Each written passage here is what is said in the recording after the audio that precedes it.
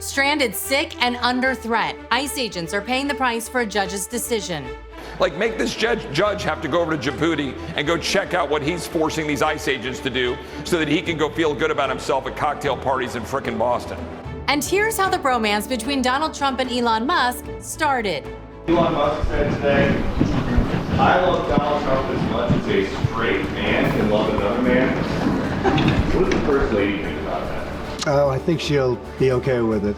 And here's where the relationship stands now. While President Trump and former friend Elon Musk stage a very public divorce. It's still happening now. The two men are throwing punches below the belt after Musk went after the president's so-called big beautiful bill.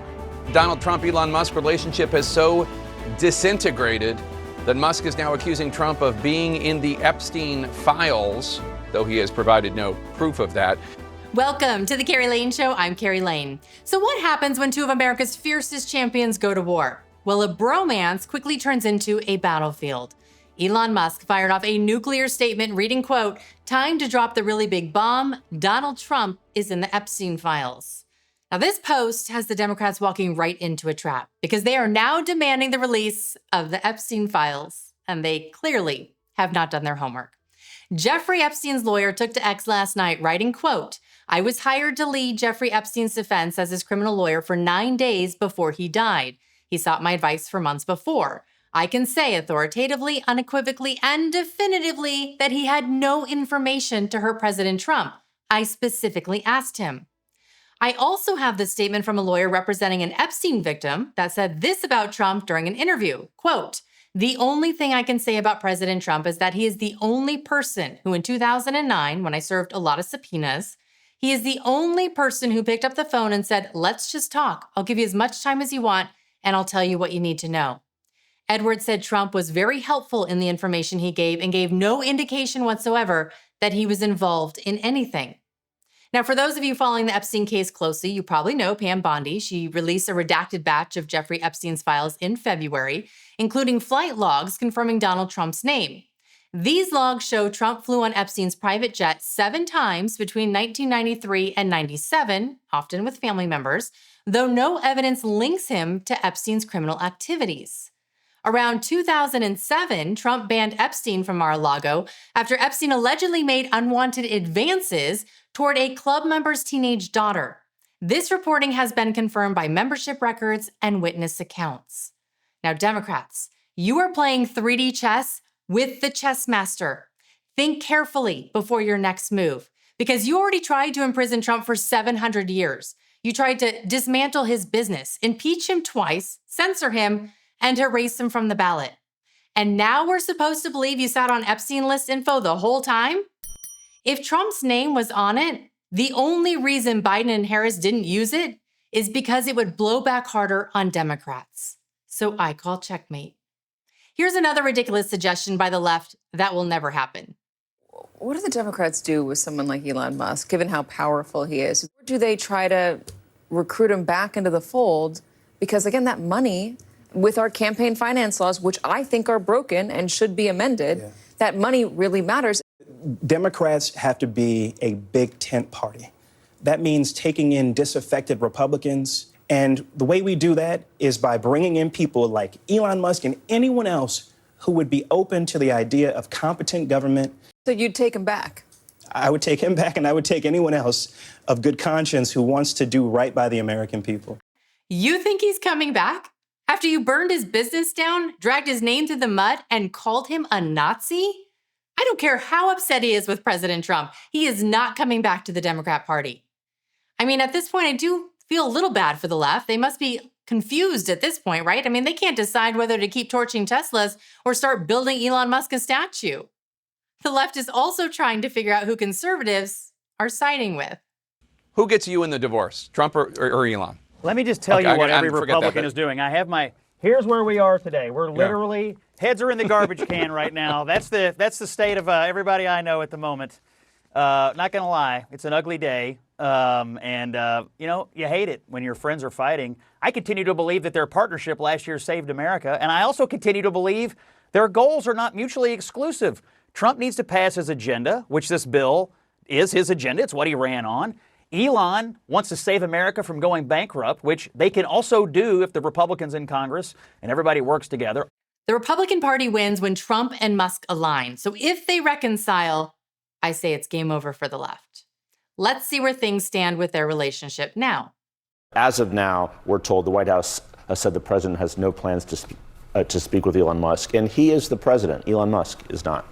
For Elon Musk's side, he also is clearly trying to de-escalate this. Last night, after threatening to essentially remove SpaceX from the Defense Department and other things, he has said he won't do that. So I think the question is, where does this go from here? Does Elon Musk just move on to other things, or does he keep this fight alive?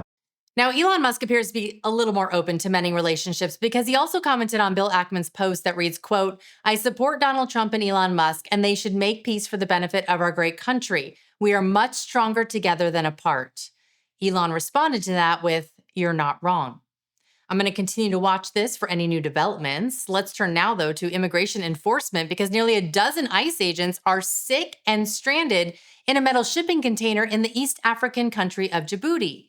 Now, these agents are guarding 8 illegal immigrants, all convicted of heinous crimes, by the way, including murder, and they can't be deported back to South Sudan because of a federal judge's ruling. These criminals all have deportation orders that go back as far as 1999. Now, they're stationed at a U.S. military base where temperatures are soaring over 100 degrees, they're at risk for disease, and rocket attacks from nearby Houthi terrorists are a constant threat.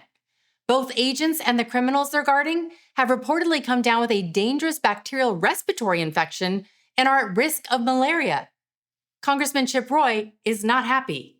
I think we ought to be sending this federal judge from Massachusetts straight over to Djibouti and say, look, you deal with these violent criminals. You deal with the heat. You deal with the missiles that are flying in and dealing with what's going on with the Houthis. I want these judges to have to step up. They issue their orders. They sit behind their desk with a pen. Like, make this judge have to go over to Djibouti and go check out what he's forcing these ICE agents to do so that he can go feel good about himself at cocktail parties in frickin' Boston.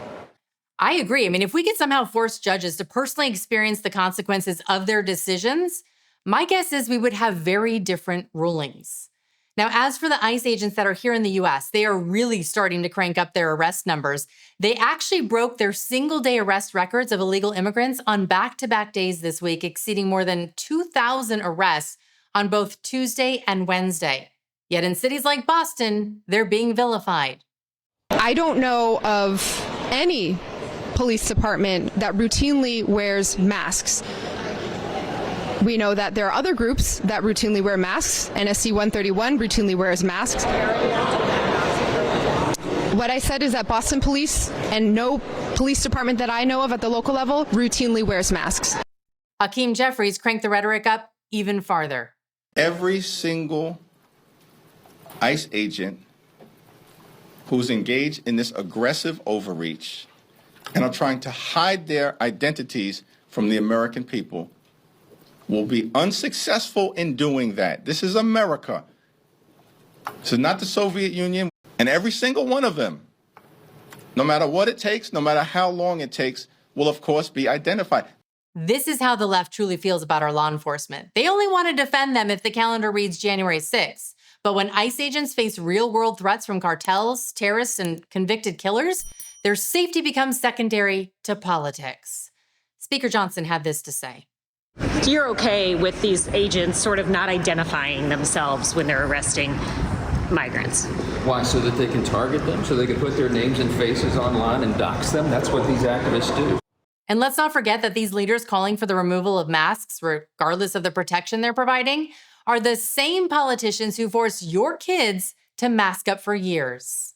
Mayor Wu and Speaker, or I should say the minority leader, Hakeem Jeffries, they were the chief proponents of everybody in America having to wear masks. Every child in America having to sit out in the cold during school wearing masks with pseudoscience that had no basis in reality. And now they want to say to ICE agents, oh, guys, you can't, hide your identity so that you're not being targeted by cartel members and gang members and the violent criminals that Biden and all of their Democratic cronies led into the United States. Again, like that federal judge, I'd like to see Mayor Wu or I'd like to see, Leader Jeffries. Why don't you go out? Why don't you go out and find these dangerous individuals? Why don't you do it without masks? And then you see what happens when they're targeting you and your families. ICE agents aren't just doing a job. They're carrying the burden of weak judges, reckless politicians, and a broken system. See, the left wants to strip them of their protections while handing rights to criminals. If that doesn't make you question who our leaders are really working for, I don't know what will. But I do know something has got to change. Now, coming up in my next video, I've got the latest on the investigation into Biden's auto pen, and I take a deep dive into which of his top aides directly benefited from it. Plus, former press secretary Karine Jean-Pierre is getting attacked by her own party. I've got the juicy details. Let's hang out some more. Click on that video you see now on your screen, and I'll see you over there.